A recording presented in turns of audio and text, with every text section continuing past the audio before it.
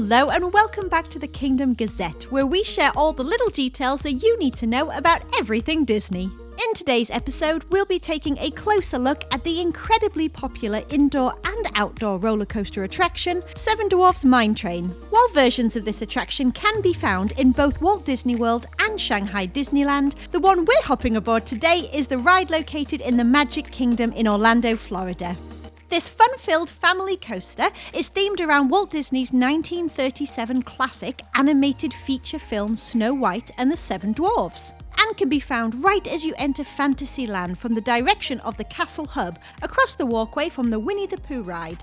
Restroom-wise, there are several options convenient to this attraction, but our top pick would have to be located to the left side of the Cheshire Cafe due to how quiet those bathrooms tend to be. Another close by and fairly low foot traffic option includes the restrooms right at the back behind Gaston's Tavern. Stroller Parking is super convenient to this ride and pretty much runs the length of the stone wall that surrounds the attraction itself, from the corner closest to the Prince Charming Carousel and on round in the direction of the Be Our Guest restaurant. There's almost always a stroller space to be found. A plus side to this stroller parking location is that you and your rider swap littles could easily grab a giant cinnamon roll from Gaston's and wait for your riding party while watching the ride as it rolls on past you. We found this to be a novel way to entertain the littlest in our group and have even caught a glimpse of our lot squealing on by us as they rode the coaster. Now, although this is a gentle coaster, it does have small drops, so there is a height requirement of 38 inches for this attraction.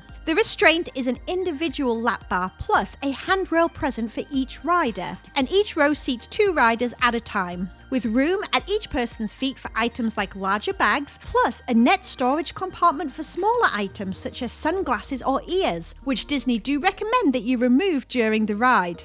Like most rides in the Magic Kingdom, this is a Fastpass eligible attraction when available, and this is our number one suggestion for this park as a Fastpass use, if you consider it a must-do ride for your group. I'll say it again for the people in the back, our number one Fastpass suggestion for the Magic Kingdom. Whew, that's because the line for this ride gets notoriously long, and Fastpasses rarely appear up for grabs in the app same day. The standby queue, while usually pretty darn long, does have some fun interactive elements to help entertain soon-to-be riders as they wait for their turn to enter the gem mines. Once you pass the wait time sign and the official entrance to the attraction, the queue has more frequent coverage and shade to it. However, the first part of the queue wraps around the outside of the attraction fence line, and it's a doozy for being out in the sun. Often there are umbrellas popped up to help give those in line some relief from the Florida heat, but just be warned that you may get a little sun as you wait. The Fastpass element to this queue has a lot less to look at.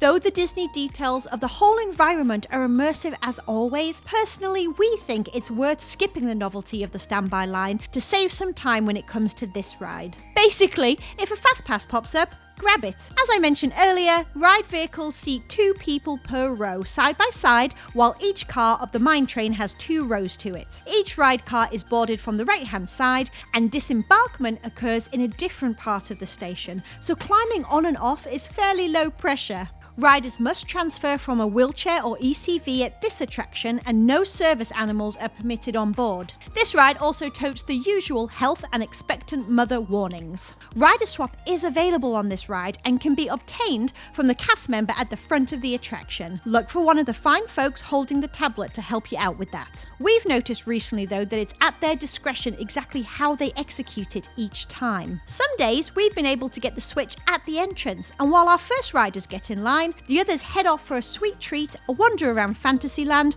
or hit up a short wait ride like Under the Sea, Journey of the Little Mermaid for example. Other times we've been told that our whole family, strollers and all, have to wait in the line until we make it to the attraction entrance, and they added the fast passes for the return group once there. It seems like it really just depends on the cast member and the day.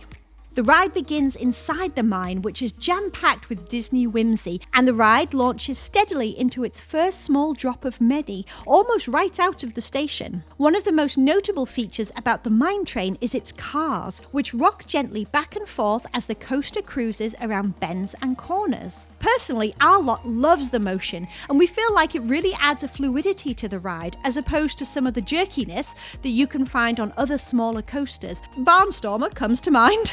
It's possible though that those sensitive to motion sickness might have a hard time with the swaying motion. As we mentioned earlier, there are both outdoor and indoor elements to this ride. The most noteworthy of which is a journey into the gem mines where you'll be greeted by the dwarves themselves in the form of playful audio animatronics. As you creep uphill and whistle while you work your way through the gem mines, make sure to watch the walls around you closely for a wonderful throwback to the original film that turns me into a childlike puddle every single time I see it. In terms of the outdoor highlights, this ride offers a fantastic view of the surrounding Fantasyland. And if you can time your ride around the nighttime fireworks show, well, let's just say it's amazing. The ride rounds out with a fantastic dancing scene inside the dwarves' cottage, featuring Snow White herself. Watch out for the evil queen in her old hag form lurking at the cottage door. Also, remember there is a Photopass op present at one of the bigger drops, so don't forget to smile or scream for the camera. And this attraction is one of the few that offers a downloadable video for Photopass riders too. So don't forget to check your My Disney Experience app after this adventure. Now, there's no standalone gift shop at the exit of this ride, but there is one right across the walkway at the exit of the Winnie the Pooh attraction that usually houses some Snow White themed merchandise. Overall, I'll say that this is one of our family's favourite rides in the Magic Kingdom. It's usually one of the first ones I try for, Fastpass wise, when they're available, due to the uncompromising wait time that this popular attraction almost always demands. However, having done it now multiple times, we next to never wait in the standby line for it.